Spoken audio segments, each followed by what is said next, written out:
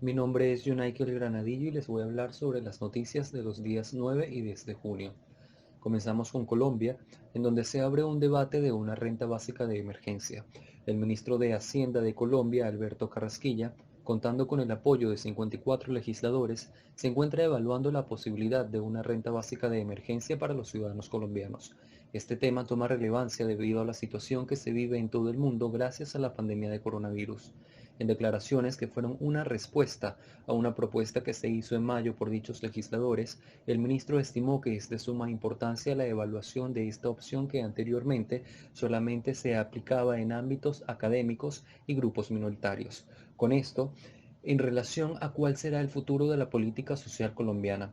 De esta forma podemos observar cómo el gobierno de Iván Duque, como respuesta a las cifras que van en aumento de personas en necesidad gracias a la pandemia, ha tomado la decisión de modificar las ayudas económicas ya existentes.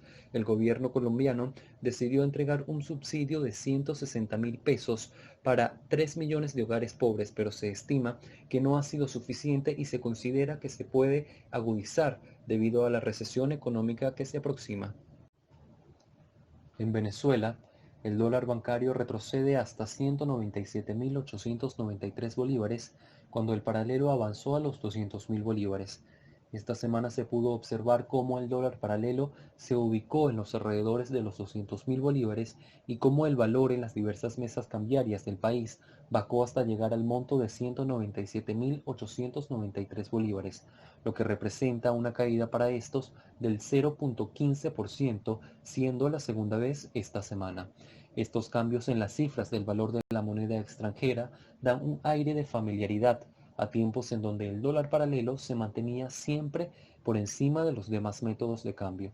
Esta modificación del descenso del tipo de cambio oficial tomó más tiempo de lo habitual y se registraron menos operaciones como consecuencia de la cuarentena en la que se mantiene el país. Pero sin embargo, según reportes del Banco Central de Venezuela, se aprecia cómo se mantiene en alza en algunas instituciones.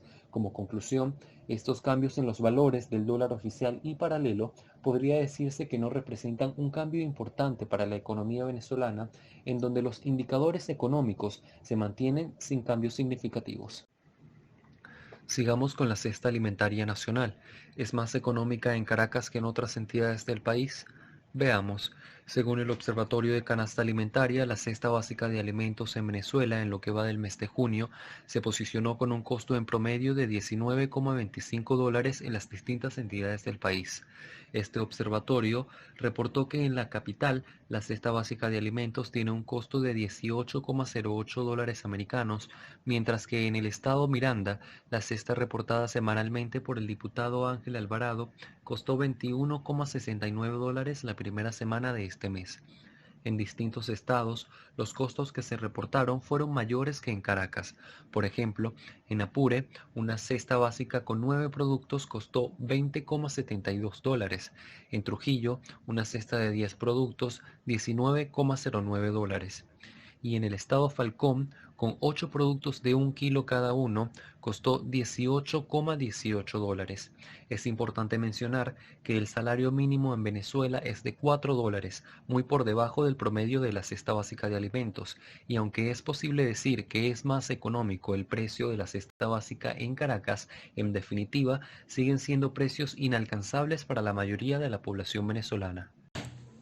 Mi nombre es Margaret Ríos y les estaré citando las noticias del 10 y el 11 de junio.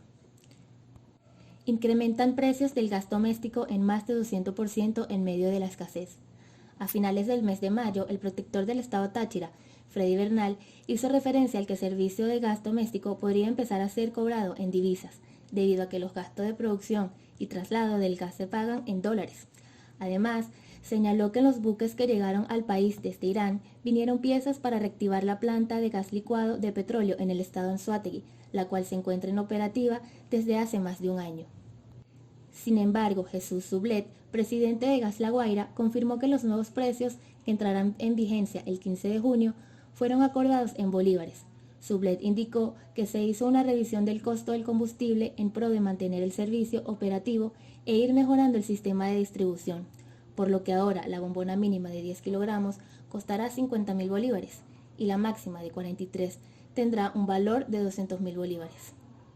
Los mencionados aumentos demuestran la caída sostenida en la producción de gas como consecuencia de la mala administración y falta de mantenimiento en las instalaciones, consecuencia de la crisis que padece la industria gasífera del país. Esto se demuestra en las largas colas que los usuarios se ven obligados a hacer para poder obtener o recargar sus bombonas de gas, recurriendo incluso a viejas prácticas como cocinar con leña o adquirir cocinas eléctricas. La OCDE avisa que una segunda ola de coronavirus podría demorar la recuperación económica 3 años. La economía mundial vive su peor recesión desde los años 30 con una caída de la actividad del 6% en 2020 en caso de que no se produzca un rebrote de la pandemia y del 7.6% si eso sucediera de aquí a finales de año. Este es el doble escenario que presenta la Organización para la Cooperación y el Desarrollo Económico OCDE en su informe semestral de perspectivas publicado este miércoles, en el que la zona euro aparece como la región que sale peor afectada. Dentro de ese grupo destaca la situación particularmente negativa de Italia, Francia y España, que en la hipótesis de un segundo brote podrían sufrir en 2020 una recesión de al menos un 14%.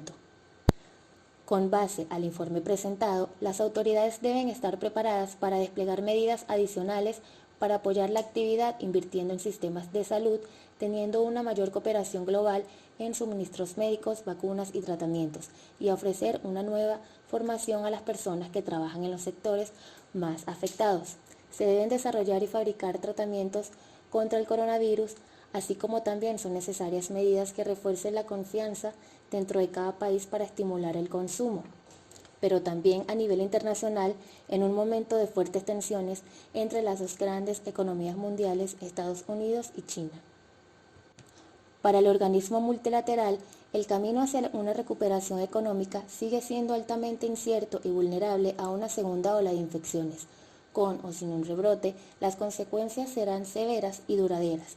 Incluso si solo hubiera una oleada de la pandemia hasta finales de 2021, la economía mundial no recuperaría el nivel del último trimestre del año 2019. Escasez de combustible para sembrar cultivos pone a Venezuela al borde de la hambruna. Después de 7 años de colapso, la crisis de Venezuela ha entrado en una nueva fase preocupante. En una nación que alberga las reservas de petróleo más grandes del mundo, la escasez de combustible ha aumentado tanto que los campos se están quedando vacíos.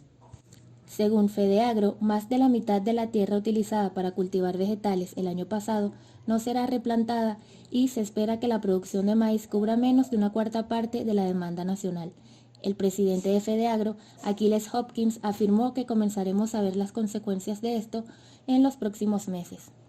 A pesar de que el mes pasado arribaron 5 buques petroleros provenientes de Irán con el fin de mermar la escasez que sufre el país de combustible, principalmente la capital, Caracas, en el campo los agricultores aseguran no tener evidencia de ello. Como consecuencia, varios de ellos deben pasar hasta días completos para poder abastecerse de gasolina que deben pagar en dólares, mientras otros trabajadores agricultores han renunciado por completo a la maquinaria y tractores, teniendo como principal consecuencia la inflación de los alimentos y el aumento de la hambruna en el país. Mi nombre es Robert Alvear y cito el siguiente artículo de las noticias económicas. Cuanto a los ingresos generados por los embarques al exterior en mayo, estos generaron un 19,4% en la comparación anual y totalizaron 370,7 millones de dólares el mes pasado, según un informe del Consejo de los Exportadores de Café de Brasil, Secafé. Las fuertes caídas obedecieron el desafiante periodo de pandemia que atraviesa Brasil, el segundo país del mundo más azotado por la crisis sanitaria y económica por el COVID-19. Sin embargo, Carvalles, presidente de Secafé, consideró que, pese a la expresiva reducción con relación al mismo periodo del año pasado, los números de mayo han presentado un buen desempeño si son consideradas las circunstancias del momento, calificando positivamente los esfuerzos de la cadena del agronegocio brasileño de café, que viene utilizando todas las reservas disponibles para continuar atendiendo a la demanda del mercado global. Según Secafé, En mayo destacaron las exportaciones del café robusta, considerado el grano de mayor calidad y que respondió por el 16.3% del total exportado con 484.100 sacos embarcados, lo cual representa un aumento del 4.7% ante el mismo del mes del año 2019. Se acompañan entre las variedades más vendidas el tipo arábigo, el responsable del 73,8% o 2.2 millones de sacos del volumen total exportado y el café soluble, cuyas ventas sumaron 296.100 sacos, lo que equivale a un 9,9% del total embarcado. Ya el precio del grano tuvo un alza del 5,2% en el mes y se ubicó en $124,44 por saco. Entre enero y mayo, Brasil envió al exterior 16,57 millones de sacos, lo que representa una caída del 4,3% frente al mismo periodo del 2019, mientras que la facturación subió un 0,3% hasta los $2,20 millones. Principal destino del café brasileño en los primeros 5 meses del año fue Estados Unidos, que compró 3,3 millones de sacos, lo que representa un 19,8% del total. Le siguen Alemania, el segundo mayor consumidor con 2,9 millones de sacos, equivalentes a un 17,6% de participación en los embarques, e Italia, que importó 1,5 millones de sacos o 8,8% del total exportado. Ahora voy con el siguiente artículo. Deuda pública española marca récord en marzo y llega al 98,9% del PIB.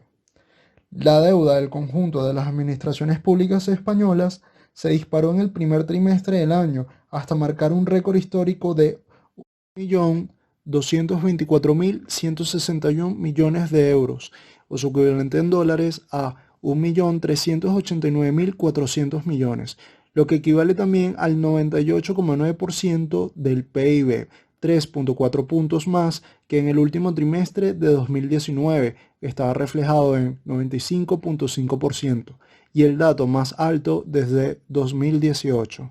Según los datos publicados por el Banco de España, la deuda pública sumó en el primer trimestre 35.294 millones de euros y se situó así al cierre de marzo 27.499 millones por encima de la cifra de un año antes.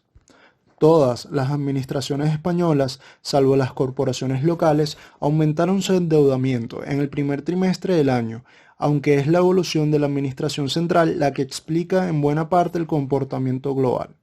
La administración central cerró el primer trimestre con una deuda de 1.094.047 millones de euros, 33.708 millones más que el trimestre anterior y un nuevo récord que equivale al 88,5% del PIB, 3,3 puntos más. La deuda de la seguridad social se mantuvo prácticamente sin cambios en 55.025 millones, un 4,4% del PIB tras sumar 1 millón. Las comunidades autónomas incrementaron su endeudamiento en 2.783 millones hasta situarlo en 297.866 millones de euros, un 24,1% del PIB, mientras que las corporaciones locales lo redujeron en 359 millones para dejarlo en 22.878 millones, un 1,8% del PIB. Con el siguiente artículo. Crisis por COVID-19 lastra el precio de las materias primas. De enero a abril del 2020, solo aumentó el precio de 4 materias primas que cotizan en los mercados mundiales: el oro, el arroz, el trigo y el palladium, según el último informe Cíclope. En total, el indicador Cíclope Global, realizado por la Sociedad de Estudios Cíclope, que analiza los precios de materias como el cacao, el petróleo crudo, el algodón, la mantequilla o el cobre, bajó un 42% desde principios de año a finales de abril, un periodo que coincide con el confinamiento impuesto en varias partes del mundo por la pandemia del COVID-19. Sin embargo, si se excluye el petróleo, la bajada es del 10%, indicó. En ese tiempo, solo subió el precio de los productos alimentarios, como el arroz y el trigo, por temor a la escasez por parte de algunos importadores como Egipto y Argelia, y de algunos exportadores en el Mar Negro y en Asia. Sin embargo, los precios de la carne y de los productos lácteos disminuyeron. La energía, en el sentido más amplio, fue la principal víctima de la crisis. La caída del precio del gas natural fue tan espectacular como la del petróleo y, siguiendo la estela, el carbón, que, pese a la resiliencia de las importaciones chinas, registró un claro retroceso, señala este documento. Aunque los precios negativos del petróleo solo duraron el tiempo de una noche, a finales de abril muchos crudos del mundo valían menos de $10. El petróleo arrastró en su caída a biocarburantes como el etanol y por ende el maíz y el azúcar que sirven para producirlo. Esto agrega el informe de Cíclope. Mi nombre es Angie Vergara y a continuación voy a relatar las noticias del día 13 y 14 de junio de 2020. Nicolás Maduro cuestionó el jueves la razón por la que miles de venezolanos están retornando a Venezuela desde los países de la región debido a la crisis provocada por la pandemia del coronavirus. ¿Por qué no se quedan allá los venezolanos? Si estaban también en Colombia, Chile y Perú, ¿por qué no se quedaron? ¿Por qué se vienen a pie desesperados con su familia? Preguntó durante una alocución de cadena nacional. Maduro aseguró que los venezolanos regresan al país por culpa de la xenofobia, falta de empleo y malos tratos que recibieron en los países receptores. A los venezolanos los dejan morir en Colombia, los botaron de sus casas, de los trabajos, no les quieren prestar transporte para regresarse. Eres una basofia, Iván Duque, manifestó. Afirmó que quienes regresan a Venezuela saben que en el país pueden contar con una serie de recursos y servicios gratuitos. El líder oficialista señaló a Duque de encabezar una campaña para infectar de coronavirus a Venezuela. Iván Duque está desesperado, dijo. Se le ve en los ojitos porque ha logrado infectar a Venezuela y encabeza una campaña contra el país, dijo. Destacó que todos los venezolanos que decidan volver al país serán bienvenidos. Así fue la cacería de Alex Saab, el señalado testaferro de Maduro. El empresario barranquillero Alex Naim Saab, señalado testaferro de Nicolás Maduro, sabía que tenía sus días contados en libertad. Hace menos de 2 semanas, en una corte, se descubrieron piezas procesales que confirman que Estados Unidos le estaba cerrando el cerco al colombiano, calificado como la piedra angular de una red corrupta del régimen de Maduro, dedicada al lavado de activos y a mover oro y dólares hacia Irán y Turquía. La DEA y el FBI planeaban darle un golpe de mano, siguiendo por satélites los movimientos de sus flotillas de aviones que se mueven por Venezuela, Alemania, Rusia, Italia e Irán. El viernes a las 6:30 de la tarde, hora colombiana, uno de ellos aterrizó en uno de los aeropuertos de Cabo Verde, país insular de África, cuyas autoridades fueron alertadas que Saab tenía círculo azul de la Interpol para su localización y una roja que aún estaba fresca para su arresto internacional. Sabíamos que iban a reunirse con una comisión de Irán para liberar un barco con gasolina retenido en la isla. Estábamos esperando que cometiera un error y lo cometió, dijo una fuente federal, y agregó que la tripulación de avión no lo reportó como pasajero. El gobierno chino habría presionado a Zoom para cerrar cuentas de defensores de derechos humanos. La empresa tecnológica cerró ayer en la noche cuentas de usuarios defensores de derechos humanos en Estados Unidos y Hong Kong, que querían realizar su aplicación para conmemorar la brutal represión china de Tiananmen en 1989. Zoom aseguró que buscará dotarse de herramientas para ceder ante futuras presiones gubernamentales. El gobierno chino es conocido por sus rígidas medidas de control tecnológico. Desde hace años, diferentes organizaciones denuncian el borroso límite de la privacidad que tienen sus ciudadanos y la fuerte campaña que se hace para mejorar su imagen ante el mundo. En este contexto, hoy se conoció que Zoom, la empresa de videollamadas, reconoció que ha cedido a las exigencias de Pekín para suspender en Estados Unidos y Hong Kong cuentas de defensores de los derechos humanos. Y con este último punto cierro nuestra hemeroteca virtual, la cual abarca las noticias más importantes y relevantes a nivel nacional e internacional en diversos aspectos, tanto de salud como de economía, de las fechas del 8 al 14 de junio de 2020. Muchas gracias por su atención.